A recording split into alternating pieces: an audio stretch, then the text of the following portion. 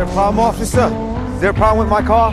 I know the tags are current. I'm not in a red zone. I don't see any meters. A few days ago, I openly took the Flynn family's product, but before I got very far, several cars forced me to a stop. I knew right away the Flynns had come for me. They did not waste a single word. Before long, I was brought in front of Walter Flynn. He walked toward me slowly, speaking in a calm tone, like we were just having a casual chat. But I knew exactly what this was.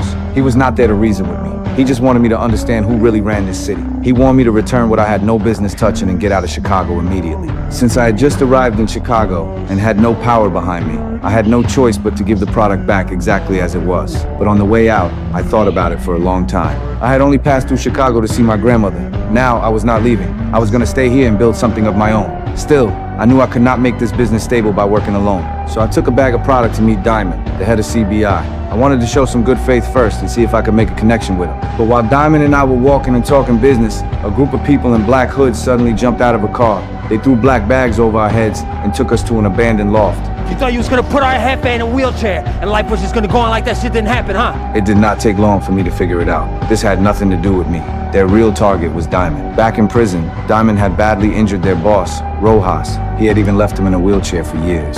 They had never forgotten that. But they did not want to kill Diamond right away. More than that, they wanted to break him. To be more exact, they wanted to force him to work for them. So they threw the product in front of us and ordered us to sell all of it and hand back every dollar. To keep Diamond under control, they even grabbed his brother as leverage. They gave Diamond 3 hours to move all the product. If he failed, his brother would die. The problem was that the streets were already hot. Police were everywhere. Pushing us out to sell at a time like that was not just business. They were throwing us straight into the fire. But from my point of view, if I wanted to work with Diamond, I had to prove what I could do. I had to help him move the product and get his brother back. That was the only way to make Diamond believe I deserved to stand beside him. In the end, we sold everything within 3 hours. Then we took the money to meet Rojas's people. After Diamond threw the cash in front of them, they let his brother go like they promised. But what I did not expect was that even after all that, Diamond still did not accept me. In his eyes, I was not the kind of guy who could keep his head down, follow orders, stay quiet, and play support. In the end, he only gave me my cut for making the deliveries that day. Then he told me I was not built for this line of work. I did not like hearing that. So I turned around, grabbed the man and woman who had kidnapped Diamond and me earlier that day, and stuffed them into the trunk of a car. I poured alcohol all over the inside and set it on fire.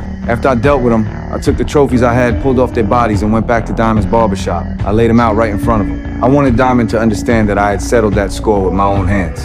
I also wanted him to know that he owed me now. More than anything, I wanted him to see one thing clearly. I am not the kind of man who only talks about business. I am the kind who can handle business for him and take the risk that comes with it.